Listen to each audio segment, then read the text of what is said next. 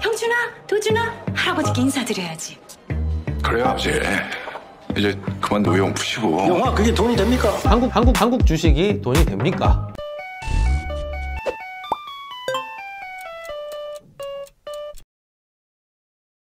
(2002년도에) 아직도 기억나는 게 제약주를 가지고 고민을 참 많이 했습니다. 왜냐하면 전반적으로 정말 쌌거든요. PER이 대부분 한 2배에서 4배 정도였고요. 그때 당시에 저희 내부 보고서를 보면 와, 이거는 PER이 5배라서 밸류에이션이 되게 애매하다, 뭐 이런 이제 코멘트가 나올 정도로 저평가된 대표적인 섹터였습니다. 이때 안전마진을 쓴 세스클라만이라는 대가가 이끄는 바우포스트가 제약주를 우리나라에 와가지고 여러 가지 종목들을 막 신고를 해가면서 샀던 적이 있었거든요. 그걸 보면서도 사실 한국 투자들이 뛰어들지 않았으니까 그때 세스클라만 인지도 높지 않았을 뿐더러 여러 가지 편견들이 작용을 했다는 것을 알 수가 있습니다. 그 편견 대표적으로 꾸준한 사업이긴 하지만 성장이 없다, 대주주의 전행이 좀 다른 섹터에 비해서 심하다, 이런 편견들이 좀 있었던 것 같습니다. 이 제약회사들이 다 오래됐기 때문에 나이가 많으신 창업자들이 계속 경영을 하는 경우가 많았었거든요. 그 중에서 저희가 그때 좀 주목했던 회사 중에 하나가 환인제약이라는 회사였는데요. 이 회사는 정신질환 치료제 1등 회사이고, 그때도 그렇게 생각했습니다. 이 현대사회가 될수록 정신질환이라고 하는 게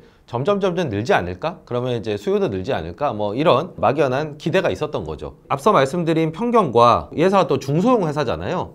그게 맞물려서 2002년에 PER이 4.75배의 거래가 되고 있었습니다. 그런데 이 회사가 뭐 바우포스가 샀다고 해서 바로 재평가가 됐던 건 아니었고요. 쭉 한 2005년까지 계속 주가가 깁니다. 거의 플랫하게 가다가 갑자기 2005년 들어서면서부터 주가가 급등을 하기 시작했는데, 이건 환인제약뿐만 아니라 중소형 제약사들 대부분 다 이 궤적을 그렸습니다. 유한양행 같은 경우도 제 기억에는 이때서부터 발동을 좀 걸었던 것 같거든요. 그 이유는 이때서부터 시장 참여자들의 시각의 변화가 일어났기 때문이었습니다. 일단 첫 번째는 제약주가 알고 보니 고령화에 수혜를 받는 종목이다 라는 인식이 대두가 됐고요. 제약회사 자체는 달라진 게 없었습니다. 보는 시각이 약의 수요가 늘어날 거다. 그냥 그때서부터 이제 고령화에 대한 어떤 걱정이라든지 고령화에 대한 이슈가 나오기 시작을 했거든요.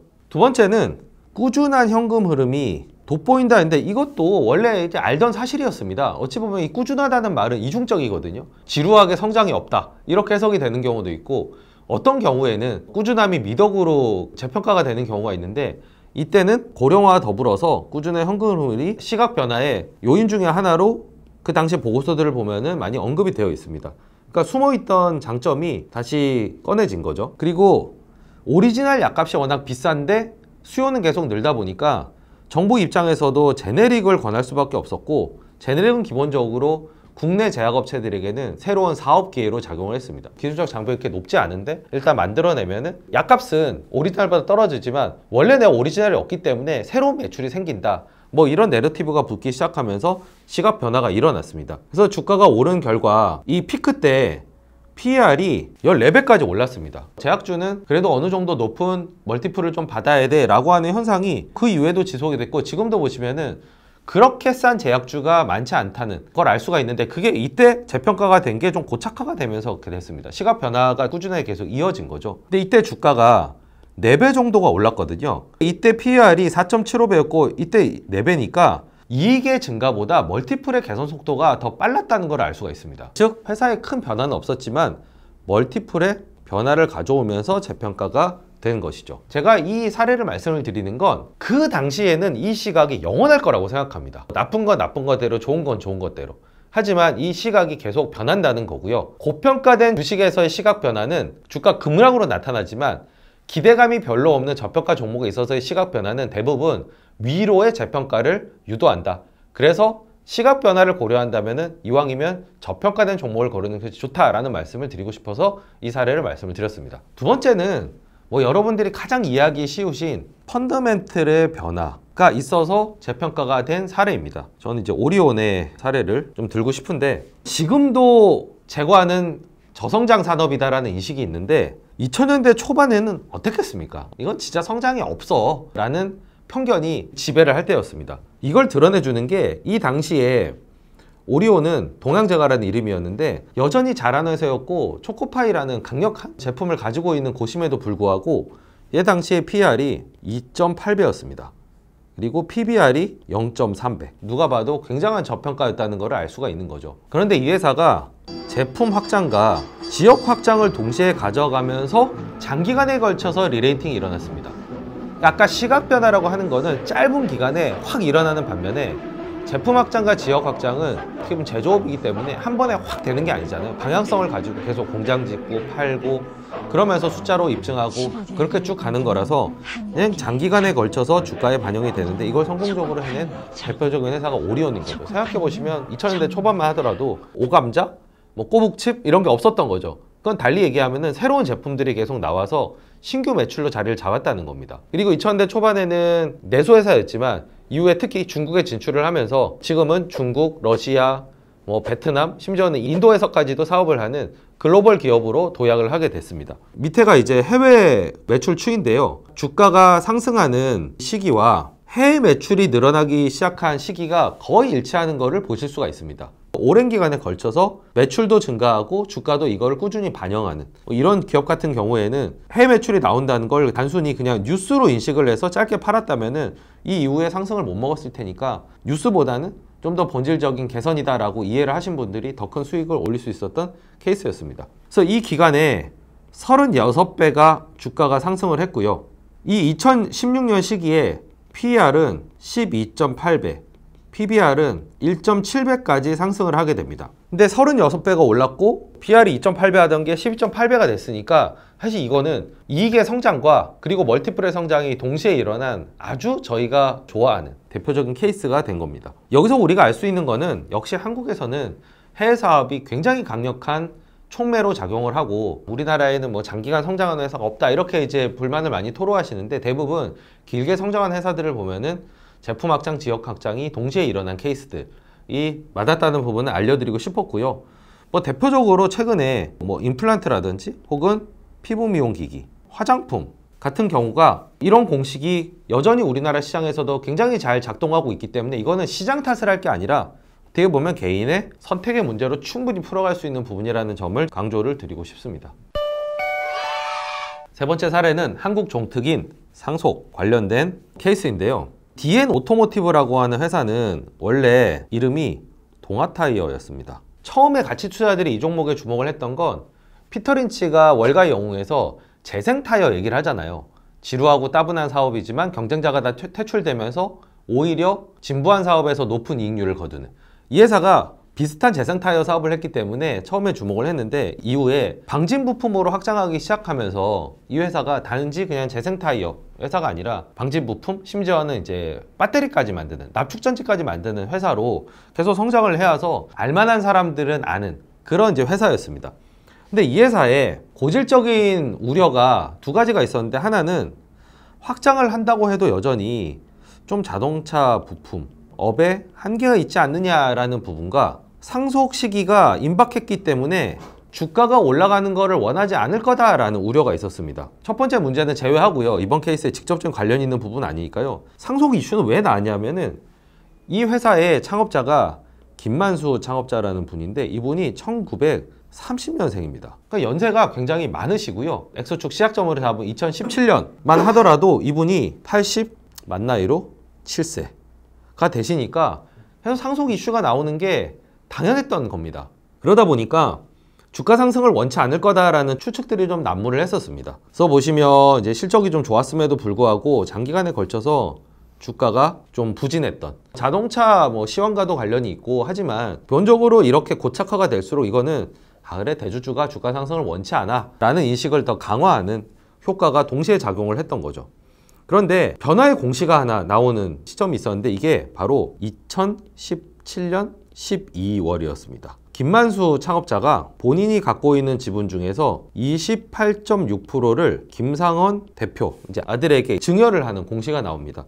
물론 그때도 주가가 바로 움직이지는 않았습니다. 그러다가 또 쭉 이제 주가가 지지부진하게 가는 가운데 2020년 12월에 이 상속을 받은 김상헌 대표가 본인의 아들인 김민찬 군에게 15%를 증여를 했습니다. 그래서 두 번의 지분 공시가 이때 한 번, 그리고 이때 한번 있게 된 거죠. 주가에 바로 반영은 안 했지만 이건 알만한 사람들은 이제 이 상속을 앞두고 상속세를 절감하기 위해서 주가를 누를 요인은 그래도 두 번의 공시를 통해서 많이 상쇄되었다, 많이 줄어들게 되었다. 거기에 이제 불을 붙인 게 2021년 8월에 2.4조 원을 주고 두산종합기계를 인수합니다. 이 회사 외형으로 봤을 때 굉장히 큰 베팅이었습니다. 이 회사가 현금 많기로 유명했는데 이걸 다 쓰고도 부채를 일으켜야 될 정도로 굉장히 큰 베팅이었습니다. 근데 자동차 부품의 한계를 벗어나고 새로운 신사업, 그것도 좀 잘 되고 있는 사업을 가격은 둘째치고 새로운 성장 동력을 장착했다라는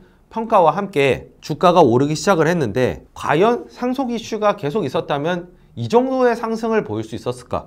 이 기간 중에 2.5배를 상승을 했거든요. 상속에 대한 우려를 덜었던 부분이 최종적으로 이런 결과로 이어졌다라고 생각을 하고 있습니다. 물론 이제 상속이 계속 이어지고 그리고 더 이상 상속할 수 없게 되거나 혹은 사업을 물려받지 않는다고 해서 뭐 회사를 매각하는 케이스, 최근에 그런 케이스를 많이 생기고 있는데 자연스럽게 시간이 지남에 따라서 생길 수 있는 변화도 있을 겁니다. 근데 그 전까지는 저희가 이렇게 이왕이면 상속 이슈가 좀 사라진 회사들을 걸러서 본다면은 저희가 불평할 시간에 이걸 선택의 문제로 좀 바꿀 수 있지 않을까라는 권면을 드리기 위해서 제가 이 사례를 말씀을 드렸습니다.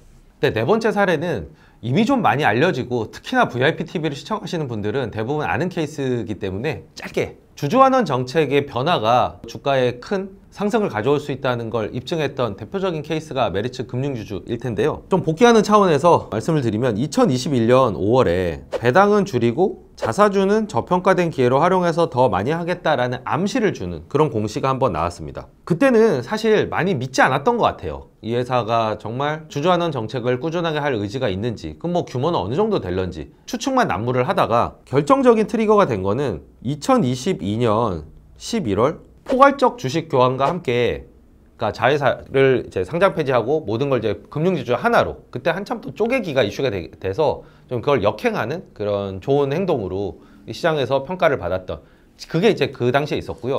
거기에 더해서 순이익의 절반을 조금 더 명확하고 세련되게 주주 환원에 쓰겠다는 당기 순이익의 50%를 하겠다. 발표를 하게 됩니다. 그러면서 주가가 정말 무섭게 올라가는, 제가 뭐 다 아는 내용이지만 이 얘기를 이제 드리는 그 이유는 두 가지인데요. 하나는 주주 환원 정책을 그냥 발표만 했다고 해서 이때처럼 그냥 주가가 움직이는 거는 대부분은 아니고요. 이 이후에 꾸준한 실천을 통해서 투자자들의 신뢰를 획득해야 최종적으로 주주환원 정책의 변화가 주가에 반영이 된다. 그러니까 너무 급하게 생각할 필요도 없고, 그리고 경영자들에게 제언 드리기로는 좀 꾸준하게 해야지 신뢰를 얻을 수 있지 한 번 크게 했다고 해서 얻는 게 아니라는 거를 메리츠 금융주주 사례가 보여준다고 생각을 합니다. 두 번째는 이렇게 주주환원 정책을 펼쳤을 때 주가가 결국에는 올라가고 주주들이 좋아한다는 그런 사례들이 많이 생겼으면 하는 바람에서 이 얘기를 드리는 겁니다. 저희가 주주정책 제안을 많이 하는데요. 다들 뭐 자사주 매입이나 이런 걸 얘기하면서 진짜 주가 부양에 효과가 있을까? 저번에 해봤더니 잘 안 되던데? 이런 이제 의문을 많이 제기를 하세요. 근데 그 의문은 논리적으로 풀 수 있는 부분은 아니고요. 이런 메리츠 금융주주 같은 사례들이 많이 생기면 생길수록 좀 더 자신을 가지고 따라하는 케이스가 많아질 거라는 점에서 이런 회사 많이 늘었으면 좋겠고, 그래서 다른 회사들이 흉내를 낸다면 우리가 주주 환원 정책 때문에 옛날만큼 뭐 분노하거나 불평을 토로하는 일들이 갈수록 좀 줄어들지 않을까라는 저의 희망과 현재의 상황 판단 때문에 이 얘기를 한 번 더 짧게 드렸습니다.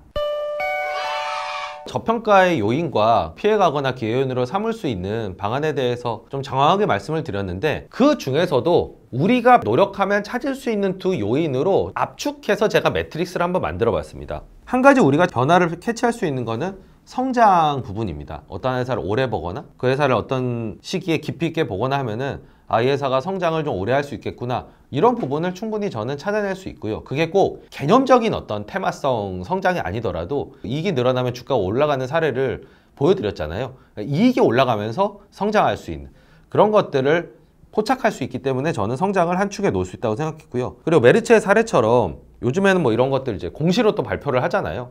공시로 발표를 했을 때 이 회사가 변했구나, 그리고 회사와 얘기를 통해서 얼마나 진정성 있고 꾸준히 하겠구나 라는 부분도 저는 노력을 통해서 알 수 있고, 뭐 저희가 어떻게 보면 메리츠의 사례를 통해서 좀 입증했던 부분이 아닌가 싶어요. 이렇게 두 가지로 봤을 때 당연히 성장성도 낮고 주주 환원도 못한다고 하면은 이거는 뭐 저희가 살 필요가 없는 거겠죠. 이거는 이제 투자 대상에서 제외하면 되겠습니다. 뭐 투자에서 제외를 한다는 것도 잘 고르는 것만큼 굉장히 중요합니다. 수익률을 까먹는 게 이제 이런 매트릭스에서 나올 수 있는 거니까요. 근데 이런 회사라고 하더라도 일단 좀 저평가가 되어 있긴 하겠죠. 이거 자체를 산다기보다는 변화를 캐치해서 사면은 좋은 수익률을 올릴 수가 있습니다. 뭐 예를 들면 성장은 여전히 좀 더디지만 주주환원 정책이 긍정적으로 바뀌었다라고 하면은 최소한 이거는 배당주는 될 수가 있을 것 같습니다. 그러니까 현금흐름이 꾸준한데 주주에게 안 돌려주면 현금만 쌓이고 ROE는 떨어지고, 이게 대표적으로 저희가 불만을 토로하는 부분인데 이게 개선됐다고 하면은 이제 살만한 회사가 되는 거죠. 게다가 이런 회사들이 배당을 주기 시작하면은 주가가 워낙 낮기 때문에, 저평가되어 있기 때문에 배당 수익이 좀 높게 나오는 경향이 있고요. 자사주 매입을 하더라도 워낙 밸류에이션이 낮기 때문에 금액 대비해서 소각할 수 있는, 없앨 수 있는 비중이 굉장히 커지게 됩니다. 이 효과가 굉장히 커지게 되거든요. 그래서 성장이 아니더라도 충분히 이것만으로도 재평가를 가져올 수 있는 좋은 변화라고 봅니다. 그리고 다른 쪽 방향으로는 성장이 높아졌어요. 그런데 그동안 뭐 성장을 하기도 해야 되겠고, 그리고 그동안 주주환원책이라는 건 해볼 수는 없고, 뭐 일은 바쁘고 그래요. 그러면은 성장은 하지만 그 과실이 뭔가 주주에게 좀 연결되지 않는 그런 느낌을 주는 회사가 되면 이거는 행동주의의 대상이 될 수도 있다라고 봅니다. 옛날에 뭐 애플도 그랬었고, 뭐 미국의 많은 성장주들 같은 경우도 이 부분이 부족해서 많은 행동주의, 우리가 알만한 뭐 아이칸이라든지 밸류액트라든지 이제 이런 곳들이 행동주의 대상으로 삼는 게 대부분은 성장을 해서 너무 좋은데 주주환원이 부족하면 그건 우리가 알려줘야지, 혹은 우리가 압박해야지, 이러면서 주주행동주의의 대상이 되는. 하지만 성장을 하는 것만으로도 일단 재평가가 될 수 있기 때문에 주주환원의 변화가 생기든 성장의 변화가 생기든 이건 어쨌든 한번 먹고 시작할 수 있는 대상이 될 수가 있습니다. 거기에 행동주의가 통해서 성장도 있는데 주주환원책도 좋아져요. 이러면은 진정한 대박주가 되는 거죠. 또한 주주환원책을 개선을 했는데 어떤 요인에 의해서든지 성장이 발현되게 됐어요. 그러면은 또 대박주가 될 수가 있는 겁니다. 그래서 이 매트릭스에서는 두 가지 방향에서 저평가된 종목, 뭐 쪽박주라 얘기했지만 이거 좀 순화해서 저평가주라고 하죠. 저평가주가 배당주가 돼서 대박주로 가면 여기서 1차로 한번 먹고 추가적인 변화에서 2차, 또 마찬가지로 1차에서 한번 먹고 추가적인 변화에서 2차, 이렇게 먹게 되면은 국내 시장을 탓할 거 없이 나의 선택에 의해서 좋은 종목을 발견해서 포트폴리오 전체의 수익률을 끌었다, 이렇게 이제 얘기할 수가 있게 되는 겁니다. 이제 이 뽕에 들리게 되면은 계속 선택의 문제로 성장을 찾고 주주환원을 찾고 이 변화를 찾는 그런 투자자로 변모해 갈 수 있을 거라고 믿습니다. 예, 한국 주식이 돈이 됩니까? 저는 진양철 회장을 패러디한 이 질문에 대해서 예스라고 대답을 하고 싶고요. 물론 국제적으로 이렇게 테마주가 득세를 하고 실적이 인정을 못 받고 이런 구간이 있기도 합니다만, 사례처럼 좀 길게 놓고 봤을 때는 결국 성장을 하든 주주환원 정책이 좋아지든 이런 요소는 한국 시장에서도 충분히 발현이 되기 때문에 기회가 없는 시장이 아니라는 겁니다. 즉, 저평가 종목을 뒤지는 가치 투자자에게 있어서는 저는 한국 시장은 기회가 많은 재미있는 시장이다, 이렇게 시각 변화를 가져오실 것을 촉구를 합니다. 그냥 가만히 있는데 떠먹여주는 시장이란 미국 시장도 한국 시장도 없다고 생각하는 쪽에 가깝습니다. 저는 오히려 떠먹여준다고 하면 오히려 좀 의심이 가던데, 내가 처음부터 끝까지 찾고 확신할 수 있을 만한 요인을 찾고 그게 재평가될 때까지 기다린 것만이 가치 투자에서의 첩경이 아닌가라는 말씀을 한 번 더 강조를 드리고 싶습니다. 예전에 준철스쿨에서도 한번 소개해드린 공식인데요, 수익이라고 하는 건 매도가에서 매수가를 빼서 여기에 비중을 곱하면은 최종적으로 내가 얻는 수익이 됩니다. 이 공식에 따르면 매수가가 낮아야지 높은 수익을 올릴 수가 있게 되는 겁니다. 그리고 저는 이게 비중하고도 관련이 있다고 생각하는데요, 경험상 저평가가 되어 있을수록 더 많이 살 수 있습니다. 좀 의구심은 있는데 당장은 좀 성장이 좀 나올 것 같아, 모멘텀이 붙은 것 같아, 그런 것들은 주가는 많이 오를 수 있지만 정작 비중이 낮은 상태에서 그렇게 되는 경우도 있거든요. 매도 문제는 차치하고서라도요. 그래서 저는 매수가가 낮을수록 수익도 올라가고 좋은 주식의 비중을 높일 수 있는, 그래서 가치 투자들이 매수가에 신경을 많이 쓰고, 그러면 수익은 뭐 살 때 결정된다, 매수가가 중요하다, 이 얘기를 하는 근거라고 생각합니다. 그래서 저평가된 상태에서 주식을 저포 구간이라고 하죠, 쉽게. 이때는 재미가 없을 수는 있지만 아까 말씀드린 요인에 의해서 1차 재평가가 일어나는 것이고요. 거기에다가 우리가 더 정교하게 찾아서 성장까지, 그러니까 성장이 이때부터 일어난다는 건 아니고요. 이 앞에서도 성장 요인이 있는데 보통 이렇게 관심을 끄는 구간에서 이 회사에 대해서 투자자들이 알아보기 시작하고 무지가 개선되면서 성장 요인을 발견해서 그걸 한 번 더 반영을 해주게 되면은 이때 다시 한번 재평가가 일어나게 됩니다. 처음은 1단 점프, 2단 점프, 이거를 다 합쳐야지만 높은 수익으로 귀결이 될 수 있고, 다소의 다른 이런 저평가된 종목들, 쉬는 종목들이 많더라도 이런 거 몇 개를 가지고 그의 수익률을 이끌어갈 수 있다라고 생각합니다. 보통 국장은 후지고 뭐 미장은 좋다 이렇게들 말씀을 하시는데, 저는 거기서 시각을 조금 더 바꿔보면 좋겠어요. 한국 시장은 1단에서 시작할 수 있고 미국은 좋긴 하지만 2단에서 시작해야 되는 시장이다. 이렇게 한번 바꿔보면 어떨까요? 한국은 노력을 하면 발견의 기쁨이 있는 아울렛 시장이라는 점을 이번에도 다시 한번 강조를 드리고 시각의 변화를 촉구를 해봅니다. 가치 투자를 잘 모르시는 분이라면 사고의 전환이 되는 그런 계기가 되었기를 바라고요. 가치 투자를 실행하는 분이시라면은 내 선택이 과연 여기에 맞춰서 옳았는지 한번 점검해보는 시간이 되었으면 좋겠고, 더불어서 그 확신이 맞다면 좀 기다릴 수 있는 용기를, 자신감을 좀 드리는 시간이 되었길 바라면서 이제 12월이 얼마 안 남았는데요. 올 한 해를 좀 돌아보고 유용한 팁들을 드리는 영상으로 한 번 더 찾아뵙고 그때 연말 인사는 또 드리도록 하겠습니다. 긴 강의를 들어주셔서 감사합니다.